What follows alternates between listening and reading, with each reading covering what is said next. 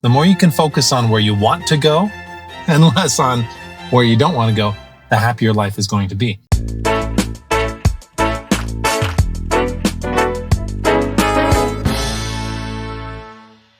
Welcome back, you guys. Today we're talking about anchors. No, not the anchor like ships ahoy. Ahoy, matey. Ahoy, matey. Timber me timbers. Anchors are emotional triggers that you have with your spouse, with your wife, with your life. They're things that happen naturally, effortlessly in your body when your body produces an emotion inside of you in response to some kind of outside trigger or stimulus. And so as you think about your marriage, I want you to notice real quick how sometimes doesn't it feel like the people that you love the most just know how to push your buttons the most? Mm-hmm. Now, we don't actually have buttons. Not my gumdrop button. But you have anchors, right? So that's what we're talking about, that you have just this instant reaction sometimes to external stimuli. In psychology, they often call these triggers. We like the word anchor because triggers kind of remind you of a gun going off, but an anchor is like, this is anchored into this stimulus. It's just a little more neutral, and you have positive and negative anchors. They're not all negative. Jules was saying that in pop psychology right now, sometimes they're calling that a glimmer. Like when it's a positive. Yeah. I like that term. Like, right? Not everything just is like creating a negative reaction inside of our body. That's what we call a trigger, a negative anchor. But then there's these glimmers. Like, we've got sunflowers in our yard growing wildly right now, just like wild sunflowers. And whenever I see them, it just makes me smile because I love sunflowers. It's my little glimmer. But our brains are prone to notice the negative. It's kind of how they're wired. It keeps us alive. Like, it's not necessarily a bad thing when we notice the threats around us. We're hardwired to survive. So it takes a little more effort sometimes to notice the positives, the glimmers, but they're everywhere. How often do you see them? All the time. So we have to decide to consciously choose to notice them, to bring them into our awareness. And the more you do that, the more it happens without you trying so hard. Yeah, in life, you constantly want to be moving away from those negative anchors and moving towards more of those positive ones. I'm just saying with marriage, like when you're dating, I feel like, you know, they actually say that when you're dating and you're in that courtship phase, that there's so much dopamine that you kind of suppress your prefrontal cortex, like your rational thinking brain. Yeah. You really do have like these rose-colored glasses when you're with your partner.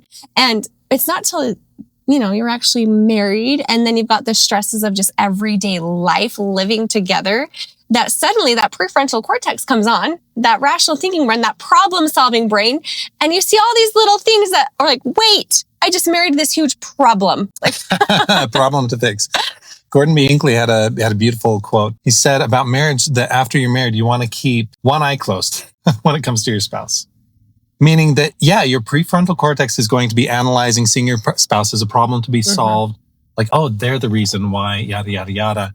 And if they could only change this, if they just only showed up a little bit differently, then I'd be happy. Then I'd be fine. Right? And you want to keep that eye shut so that you can have a peaceful, happy, productive marriage. Sometimes I hear a couple say, like, they tricked me. They tricked me like Brendan Dassey on Making a Murderer. That was true. It was your brain. It was your brain. It wasn't your partner so much. And as you do this, the best thing that you can do when it comes to noticing these anchors, the negative ones, the triggers, when your spouse walks through the door and you feel something that you might not want to feel when you see your spouse, is to just notice it, notice the feelings, kind of start to pick that apart, right? Stop picking your spouse apart and start picking that feeling apart. Your thoughts. Yeah. Mm-hmm. And as you deconstruct them, you'll notice, oh, that might have been a little silly of me. Oh, that's okay. I can drop that. That's the number one thing. But we want to focus more on the glimmers. The more you can focus on where you want to go and less on where you don't want to go, the happier life is going to be. So how do you install more glimmers when it comes to your spouse, when it comes to your kids, your family, the people who are around you the most? Yeah. I think you just intentionally create it, right? Yeah. Some of these happen passively, like when your spouse brings you flowers or when your wife comes in, gives you a big smooch.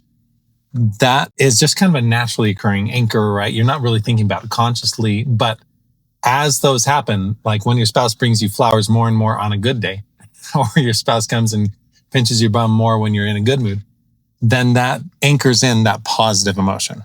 You triggered a thought in me when you said bringing your spouse flowers. it's funny because this is just a great example of what we're talking about with anchors and your partner. When I have certain anchors around money, right? We all do. Like we have certain ways of handling money. We have thoughts about money. And when we were newly married, if he would bring me flowers, he did it obviously because he was trying to surprise me and show me love.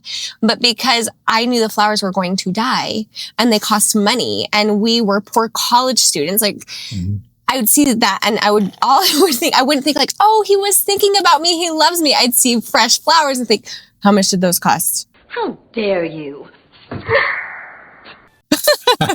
Those are going to die in 3 days. On all of the other things that maybe I had wanted to buy, but had said no to save money. And now he spent money on me. And so that is a type of anchor. I've got this anchor to spending money. And so when my partner's trying to do something nice for me, he's bringing home flowers and I feel negative about it. That can be difficult in a relationship because the husband is like, I thought you'd be so happy. I thought you'd be so pleased. And I want to feel happy because I see he's doing something nice for me. But I have this immediate reaction of like, brother, what's that? What's that, brother?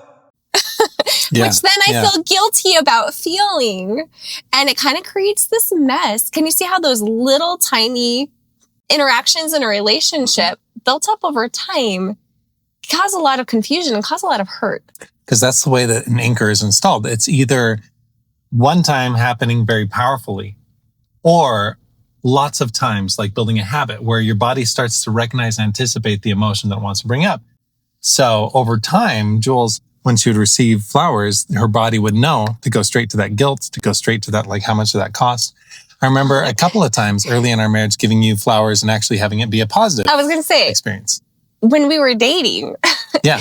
or just engaged, he'd bring me flowers and I loved it. We didn't have shared finances yet. Yeah. So again, noticing. So JR talked about this, like when you notice the emotion is information. So if your partner gives you a gift or he does something and you have this negative reaction inside, the first thing to do is just to notice it. You don't have to respond and react to the emotion. You actually don't have to react to the emotion. Just notice it and be like, oh, why? He's doing something nice. Why did I feel so negative about that?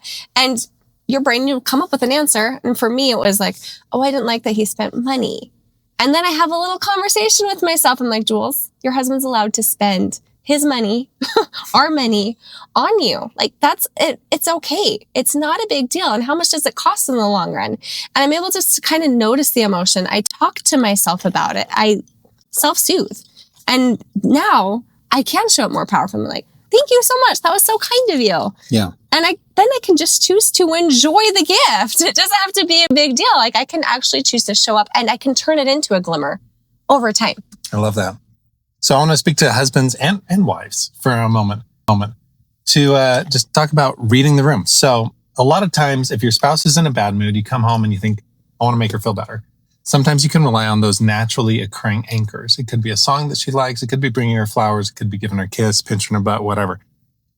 But if that's the only time you're bringing her flowers, if that's the only time you're giving him a kiss is when you notice that he's in a negative spot, over time, you might actually install those negative feelings to that positive event.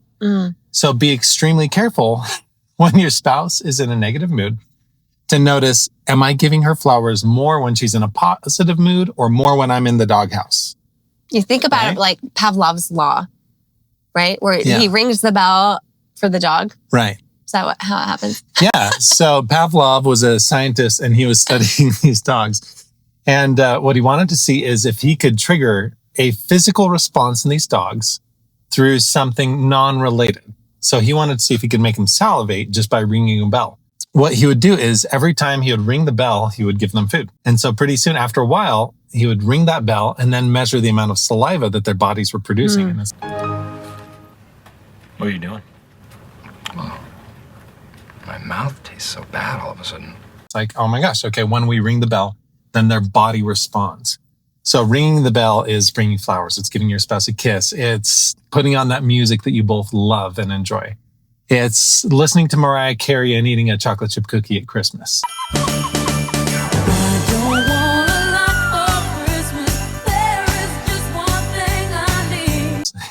it's all Highly those recommend. positive glimmers, right? Gingerbread Man. Gingerbread Man with Mariah Carey. Dipped in white chocolate. Yes. We know how to do Christmas, guys.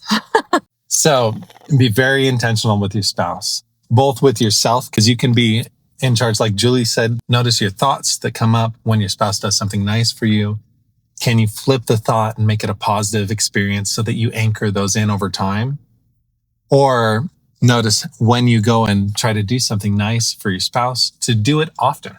The trick is, if you're using those anchors to help your spouse get out of a funk, you want to use them more in positive circumstances than in the negative, and then it'll all balance out fine. Another powerful anchor are just your memories. Like your core memories, those are really powerful anchors. So something you can play with your spouse if you are kind of irritated. Let's say you're going to go on a date, but it's been a little chaotic and you had to go pick up the babysitter and you had to clean up a mess and then you had to change a diaper. And you're not feeling very sexy anymore. So you get in the car and suddenly you're like, why are we even doing this? Does that ever happen to any of you? What can be powerful is just to close your eyes for just a minute, take a few deep breaths, calm that nervous system down. Go to a time where you just felt so much love for your spouse, when you just felt connected, when you just felt like you were the only two that existed, right? We all have those moments. Maybe it was on your wedding day. Maybe it was just a fun date you remember, the day your child was born.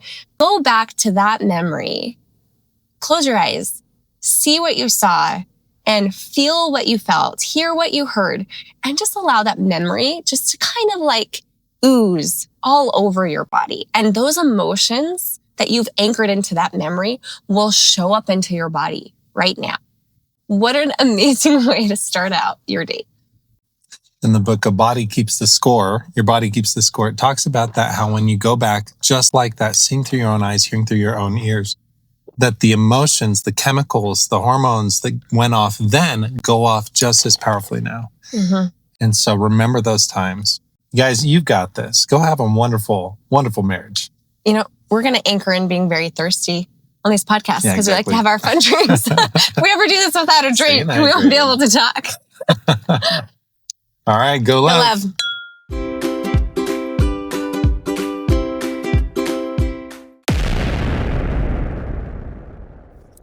So, I'm not sure what to say now.